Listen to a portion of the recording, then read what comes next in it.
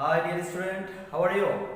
I hope you are doing well and you are enjoying my class, online class, and having a lot of knowledge from this class. Dear student, today I will discuss about our voice changing, about interrogative sentence and changing. Dear student, this class is related to especially class 8, 9, 10 student. তোমরা এটা যদি ক্লাসটা না বুঝো তাহলে বারবার দেখো তাহলে ভালোই তোমাদের নলেজ হতে পারে। ডিয়ার স্টুডেন্ট, আমরা জানি ইন্টারগেটিভ সেন্টেন্সটা দুই ধরনের হয়ে থাকে। এটা আমি আমাদের ক্লাস যখন ছিল তখন আমরা এটা আলোচনা করেছি। দুই ধরনের ইন্টারগেটিভ সেন্টেন্স হয়ে থাকে। একটা ইন্টারগেটিভ সেন্টেন্স শুরু হতে পারে ডাব্লিউএস কোশ্চেন যুক্ত, আর একটা হলো অক্সিলিয়ারি ভার্ব যুক্ত। অক্সিলিয়ারি ভার্বটা হলো am, is, are, was, were, do, does, did এবং সকল মডাল ভার্ব নিয়ে শুরু হবে এবং লাস্টে একটা ইন্টারগেটিভ সাইন থাকবে। অক্সিলিয়ারি ভার্ব প্রথম হলো এরকম, আর দ্বিতীয়টা হচ্ছে এটা ডাব্লিউএস কোশ্চেন থাকতে পারে, যেমন what, when, which, why, how, is, etcetera, এগুলো দিয়ে শুরু হতে পারে। তা আমরা প্রথমে করব অক্সিলিয়ারি ভার্ব যুক্ত একটা সেন্টেন্সকে কিভাবে আমরা প্যাসিভ সেন্টেন্সে পরিবর্তন করতে পারবো। আগে রুলস বলবৎ থাকবে, কিন্তু এখানে কিছু ভিন্নতা থাকে। যেমন অক্সিলিয়ারি ভার্ব যদি আমাদের এখানে যদি ডু ডাজ থাকে, তাহলে এটাকে আমরা ডু ডাজ যদি থাকে তাহলে ইজ আর দিয়ে আমাদেরকে করতে হবে।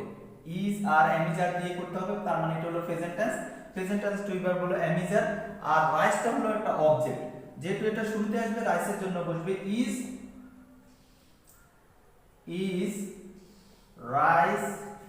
ভার্বের পাস্ট পার্টিসিপল হলো eaten by you, interrogative sign থাকবে। এরপরে যদি আমাদের ডিড দিয়ে শুরু হয় সেন্টেন্সটা, তাহলে এখানে বসবে ওয়াজ, ওয়ার। দা ওয়ার্ক যেহেতু এখানে সাবজেক্ট হিসেবে আসবে, দা ওয়ার্কের জন্য বসবে ওয়াজ। এরপর আমাদের the work was the work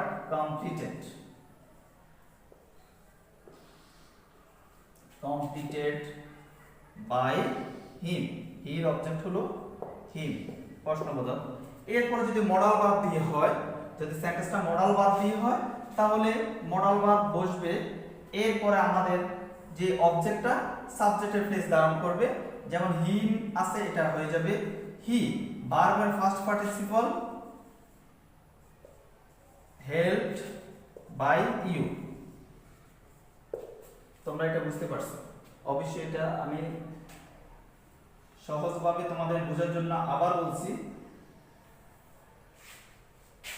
interrogative সেন্টেন্সটা শুরু হতে পারে অক্সিলিয়ারি ভার্ব দিয়ে, যেমন ডু ডাজ, মডাল ভার্ব অথবা am, is, are, was, were দিয়ে শুরু হতে পারে। যদি এগুলা শুরু হয়, ডু ডাজের ক্ষেত্রে বসবে am, is, are। এরপরে অবজেক্টটা আমরা নিয়ে আসছি, ভার্বের পাস্ট পার্টিসিপল দিব, কারণ এখানে টু ভার্বটা আগে চলে আসছে। বাই যোগে সাবজেক্টটা অবজেক্টের স্থান দখল করবে। এরপর ডিড দিয়ে যদি শুরু হয়, তাহলে ওয়াজ, ওয়ার দিয়ে আমাদের স্টার্টিং করতে হবে। ডিড এর জন্য হবে ওয়াজ, ওয়ারও হতে পারে। যেহেতু এটা সিঙ্গুলার, তাহলে এখানে হবে was the work completed by him. Can এটা মডাল ভার্ব, মডাল ভার্ব যেরকম আসে সেরকমই থাকবে। এরপর আমাদের অবজেক্টটা চলে আসছে হিম, হয়ে যাবে হি। ভার্বের past participle help by you. এরকম আমরা আমাদের এটা হলো আমাদের ইন্টারগেটিভ সেন্টেন্সের অক্সিলিয়ারি ভার্ব যুক্ত। এখন আমরা করব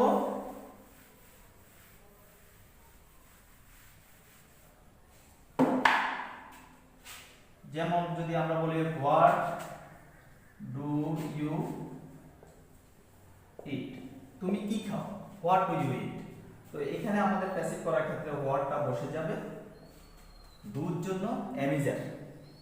হোয়াট ইজ ইটেন, ভার্ব হলো ইটেন বাই ইউ। এখানে ডুরটা আসবে না, ডুর জন্য am, is, are। এরপরে যদি আমরা বলি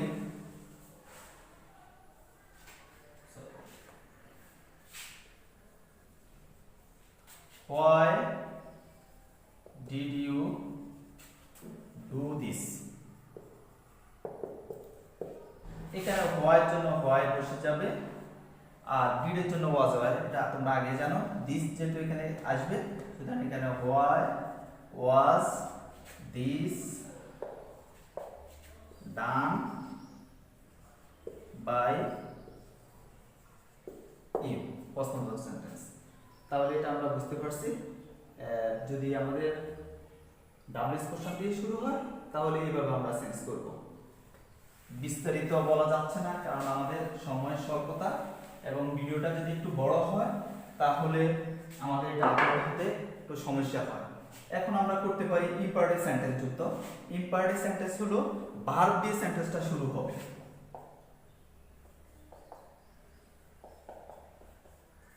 ভার্ব দিয়ে ডু দ্য ওয়ার্ক, কাজটি করো, ভার্ব দিয়ে শুরু হবে ডু দ্য ওয়ার্ক, কাজটি করো। তাহলে এটার ক্ষেত্রে আমরা কি বসবো, কারণ এখানে তো কোনো সাবজেক্ট নেই, আমরা কিভাবে বসাবো, লেট দিয়ে শুরু হবে। ইম্পারেটিভ সেন্টেন্স কাকে বলে, যেটা সাবজেক্ট দিয়ে শুরু হবে, আদেশ নিষেধ অনুরোধ উপদেশ এগুলোকে ইম্পারেটিভ সেন্টেন্স বলে। যদি ভার্ব দিয়ে শুরু হয় তাহলে আমরা এখানে যুক্ত করতে হবে লেট। এটা স্ট্রাকচার দিয়ে বুঝালে আরো ভালো হতো, কিন্তু আমাদের এত লং ক্লাস নেওয়ার সুযোগ নেই। লেট দ্য ওয়ার্ক, অবজেক্টটা সাবজেক্টের জায়গায় চলে আসবে, be done, let the work be done, কাজটি করা হোক। এরপরে আমরা আরেকটা দিয়ে বুঝাতে পারি নেগেটিভ একটা সেন্টেন্স দিয়ে, ডোন্ট প্লে ফুটবল, ফুটবল খেলো না। এই যদি ডোন্ট থাকে লেট নট দিব আমরা, সমস্যা নাই এখানে, let not the football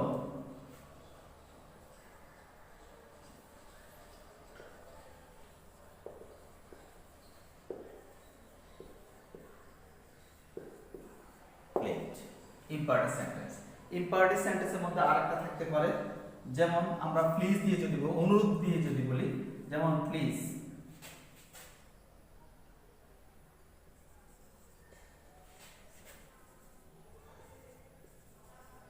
please help me. তো প্লিজ হেল্প মি ক্ষেত্রে এটা একটু সহজ আছে, you are requested to plus বাকি অংশ, প্লিজের পরিবর্তে ইউ আর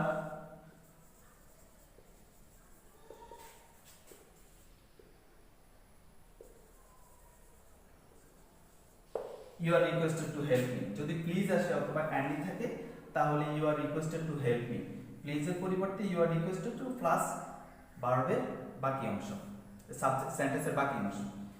এটা আমরা করলাম। আরেকটা আমাদের ব্যবহার হতে পারে অ্যাসার্টিভ সেন্টেন্সের মধ্যে, আরেকটা ব্যবহার হতে পারে দুটি অবজেক্ট থাকতে পারে, যেমন he gave me a pen, সে আমাকে একটি কলম দিল।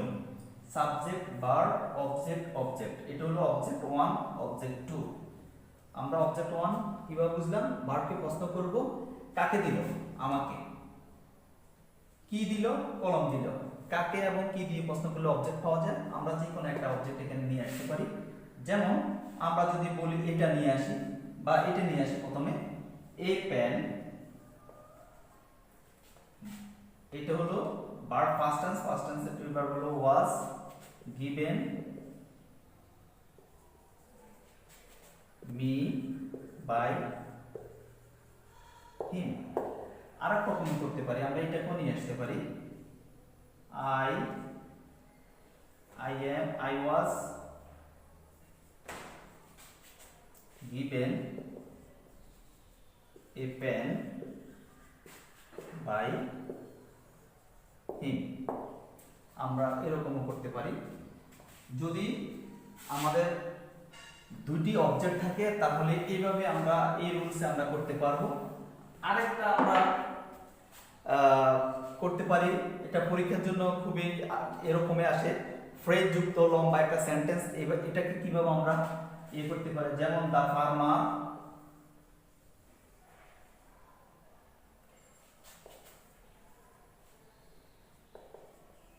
give fertilizer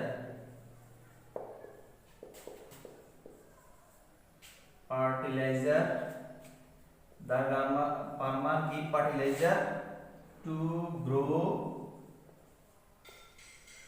more food। The farmer subject give verb object হলো কি দিল, কি দেয়, ফার্টিলাইজার দেয়, সার দেয়, টু গ্রো মোর ফুড। এটাকে আমরা কিভাবে করব? এটা তো অতিরিক্ত এটাকে একটা ফ্রেজ চলে আসছে, এটাকে বলে ইম্পেরেটিভ ফ্রেজ। এটাকে আমরা একই রুলসে করব, কোনো প্রবলেম নাই। যত বড় সেন্টেন্স আসুক একটা রুলসে হবে। যেমন আমরা প্রথম অবজেক্টটাকে নিয়ে আসবো, fertiliser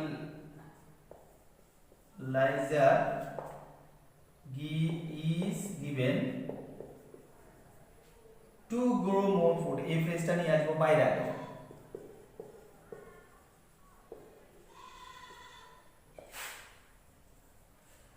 Put by the farmer।